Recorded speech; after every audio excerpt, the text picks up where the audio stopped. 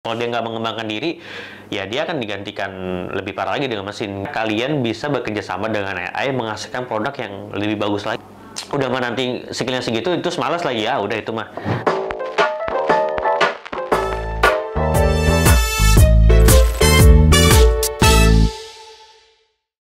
Oke, balik lagi di CCTV. Coba-coba tanya Pando. Jreng. Oke, apa kabar guys? Aduh, saya habis perjalanan jauh nih. Udah lama nggak ketemu tim produksi saya. Baik semuanya? Baik, Pak. Baik ya, syuting lagi kita hari ini ya. Oke. Oke, balik ke CCTV lagi ya. Acara yang digandrungi oleh anak muda. Wih, gawat. Enggak, deng. Pokoknya banyak yang minta request untuk tema-tema yang mau dibahas gitu di acara CCTV ini. Jadi CCTV ini tuh adalah coba-coba tanya Vando. Jadi kalian tuh nanti kita kasih tema dan apa nih kira-kira yang mau ditanya ke saya, ya kan nanti saya jawab dengan versinya saya. Dan biasa sih ngebahas tentang hal-hal yang memang lagi in ya, yang lagi viral mungkin atau lagi banyak diperbincangkan lah. Nah, kali ini sebenarnya ini udah lumayan agak lama, tapi kayaknya sampai sekarang tuh masih diperbincangkan ya, yaitu AI atau artificial intelligence gitu versus human. Nah, ini kira-kira kalian tim mana nih gitu kan.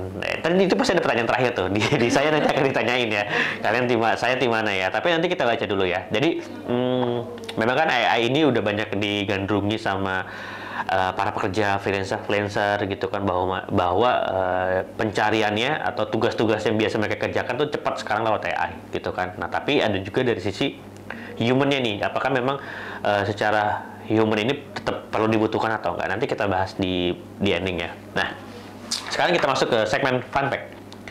Oke, fun fact-nya sekarang lumayan agak PR nih ya, Jessica ya, gitu kan. Jadi saya lumayan agak panjang bacanya, tolong didengarkan. Ini pasti informasi yang memang bermanfaat untuk kalian. Oke. AI telah digunakan di berbagai bidang. Tugas yang membutuhkan waktu lama sekali dikerjakan oleh manusia bisa dilakukan dengan cepat menggunakan AI atau teknologi AI.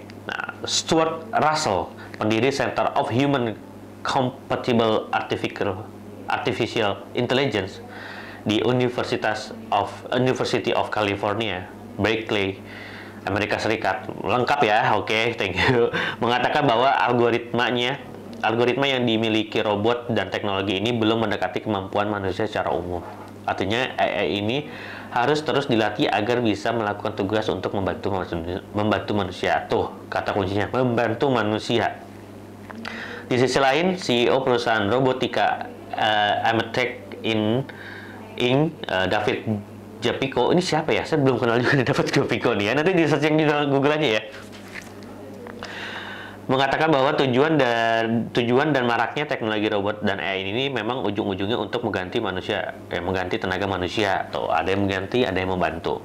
Nah, tapi perusahaan akhirnya ingin mengganti pekerja mereka dengan mesin. Sebenarnya ini perlahan sudah banyak terjadi di sekeliling kita. Nah, namun memang ada beberapa pengguna aplikasi AI yang dapat membantu menyelesaikan pekerjaan manusia dengan lebih cepat dan efisien. Nah, tren menggunakan teknologi kecerdasan buatan atau artificial intelligence AI dalam dunia bisnis global cenderung menguat. Hal ini tercatat dalam laporan survei McKinsey yang bertajuk The State of AI in 2022 ya, 2022. Dari 1.492 responden survei global pada 2022, ada 50% responden yang sudah mengadopsi AI dalam minimal satu unit bisnis mereka. Jadi satu unit. Oh, jadi udah 50%-nya nih udah mengadopsi AI nih. Dari 1.492 responden. Oh, ini gede loh angkanya. Ini lumayan agak gede angkanya. Lanjut ya. Jumlah yang meningkat dari 2 kali lipat dibanding 2017. Yang ketika itu responden pengguna AI baru mencapai 20%, sekarang udah 50%.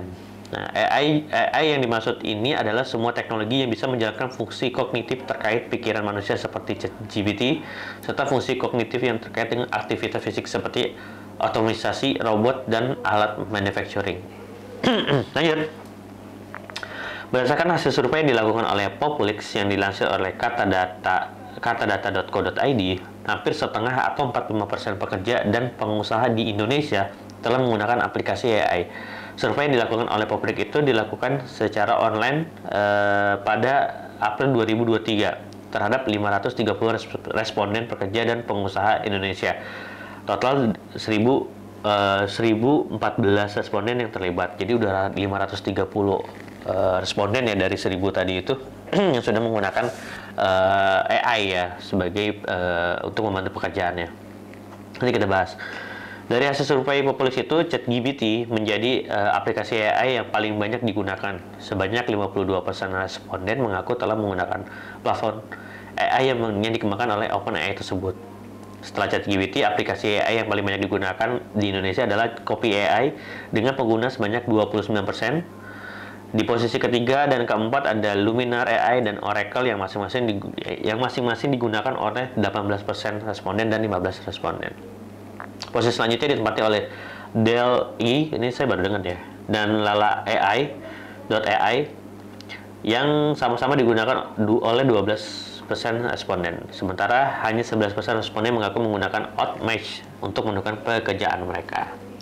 Nah, terus beberapa perusahaan nih ya, perusahaan besar ya, harusnya sih udah pada pakai AI itu mungkin perusahaan besar ya, karena untuk mengikis cost juga. Ada Gojek, Tokopedia, Traveloka, dan Dana.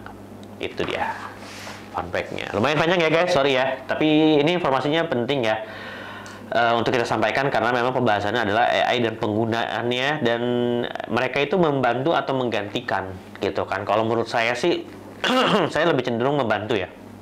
Karena kalau menggantikan memang agak susah ya, kita menggantikan manusia dengan robot gitu ya, karena ada feel yang memang tidak dirasa. Tapi kalau misalkan tadi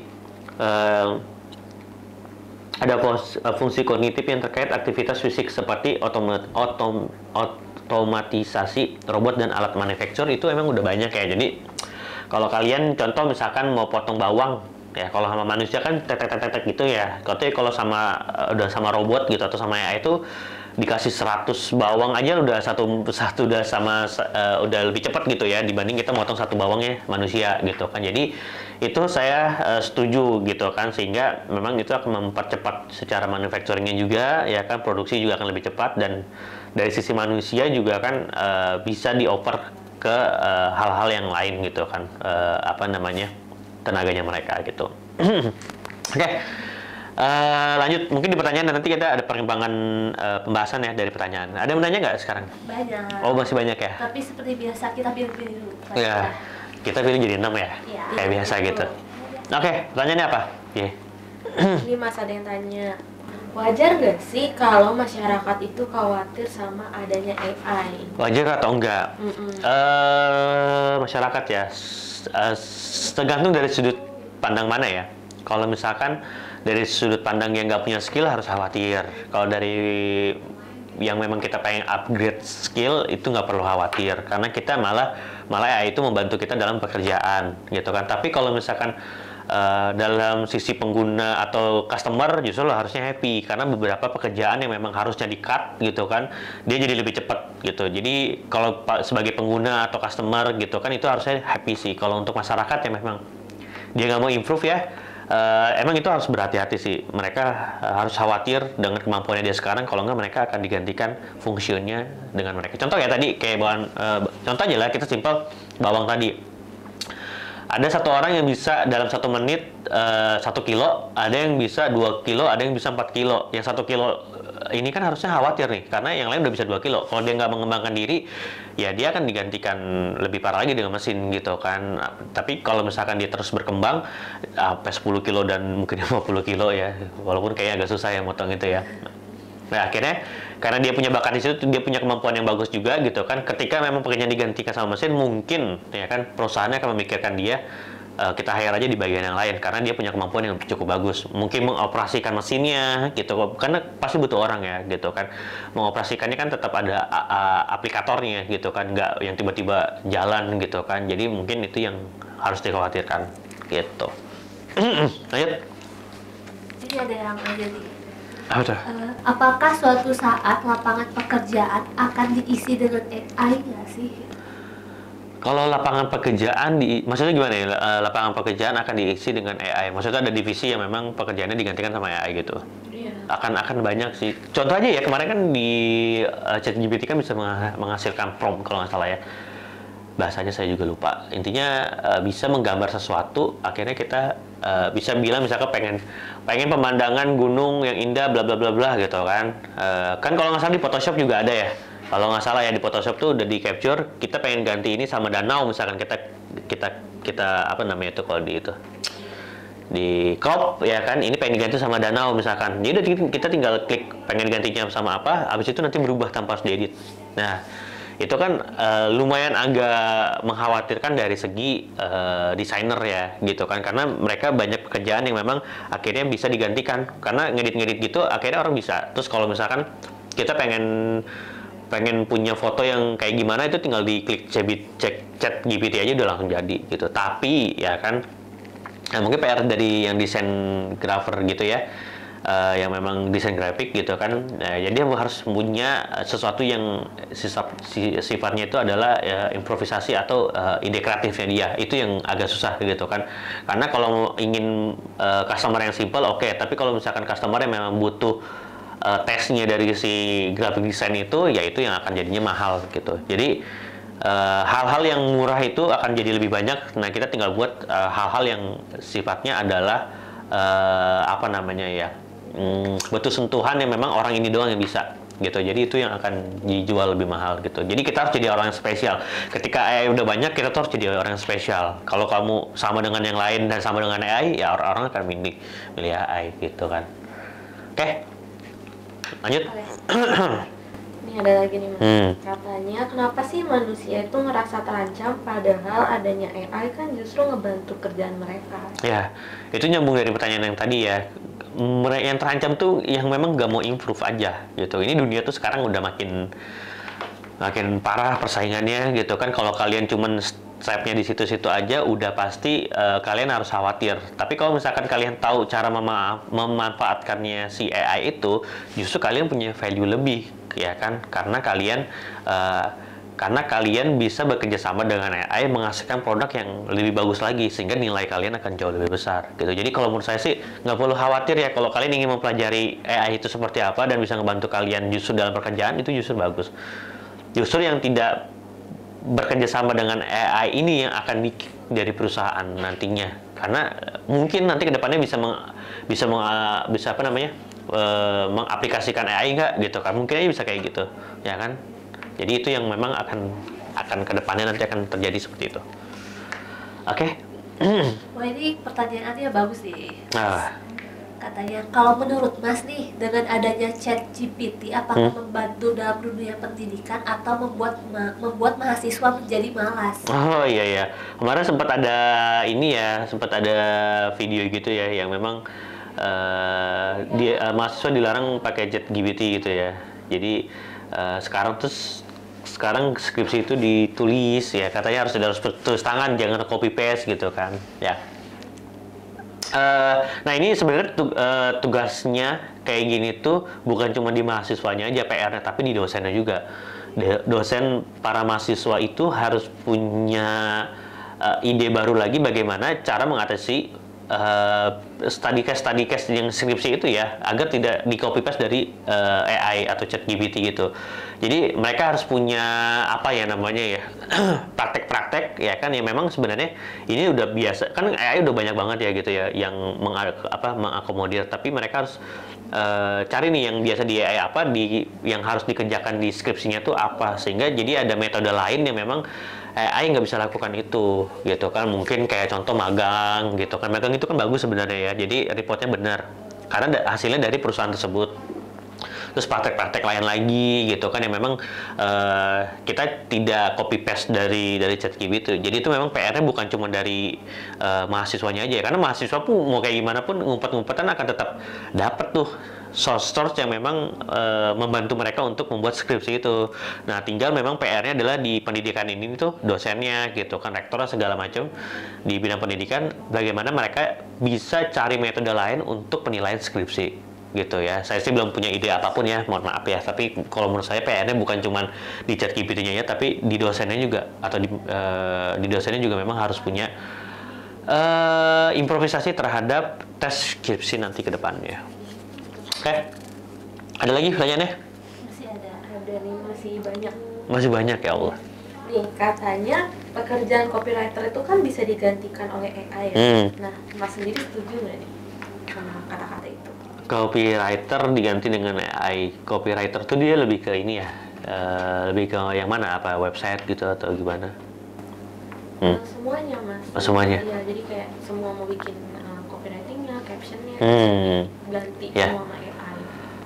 Kalau diganti ya bisa banget ya, karena mungkin nanti juga selain ininya kita berkembang, AI-nya juga kan makin berkembang, makin improve lagi, makin punya modul-modul lain, source-nya nambah lagi gitu. Itu sangat memungkinkan ya. Cuman bagi saya copywriter, kalau bisa sih memang belajar hal lain selain copywriter ya gitu kan. Memang kalau itu menakutkan ya bagi kalian gitu ya, akan diganti atau tidak, tapi setidaknya kalian lebih banyak praktis aja gitu kan. Praktek dari copywriter itu kayak gimana ya, kayak mungkin ketika jadi copywriter kalian harus mulai coba eksekusi itu menjadi sesuatu, misalkan kayak desain, terus kemudian jadi video, jadi bener-bener selengkap itu. Karena memang namanya juga copywriter ya, itu yang paling gampang di copy paste sama ChatGPT gitu ya. Itu bahaya banget sih, karena menurut saya sih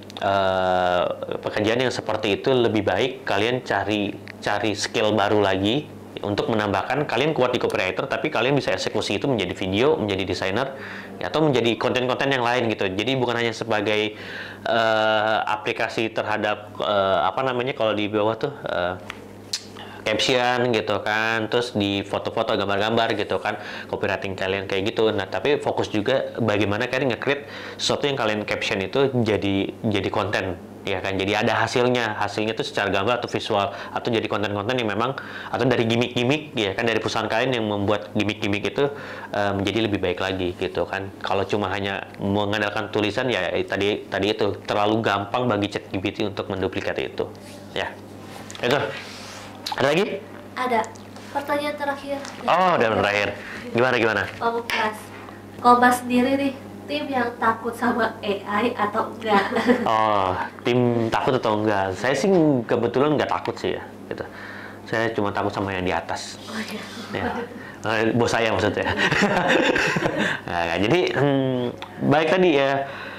Makanya kalau saya percaya diri, kalau saya masih bisa improve di hal-hal lain gitu kan. Karena saya juga tipe kalian konseptor ya. Jadi kalau menurut saya AI membantu saya untuk membuat konsep saya berjalan dengan baik aja gitu kan. Karena kalau misalkan saya si eksekutor gitu kan, mungkin akan terganti. Cuman kalau saya lebih suka jadi konseptor, sehingga AI justru akan ngebantu saya untuk mengaplikasikan apa yang saya pengen gitu kan. Jadi saya nggak ada takut sih ya. Jadi kalau menurut saya terima kasih AI sudah membantu saya gitu. Jadi nggak ada masalah. Jadi makanya teman-teman yang lagi sekarang merintis ya, jadi mungkin mau jadi pegawai, jadi freelancer atau jadi pengusaha gitu, coba aja manfaatin itu untuk membantu pekerjaan kalian. Jadi jangan dihindari, karena zaman itu atau teknologi itu nggak akan kita bisa hindari. Yang kita bisa hindari adalah malesnya kita, ya kan. Jadi jangan males gitu. Kalau misalkan ada AI, jangan jadi takut ya, tapi jadi semangat belajar gitu kan. Tapi kalau misalkan udah mah nanti skillnya segitu, itu malas lagi ya, udah itu mah nggak tahu jadi apa nanti ke depannya ya. Oke, ada lagi pertanyaannya? Udah sih. Udah ya, cukup ya. Karena tadi udah pertanyaan pamungkas tadi ya.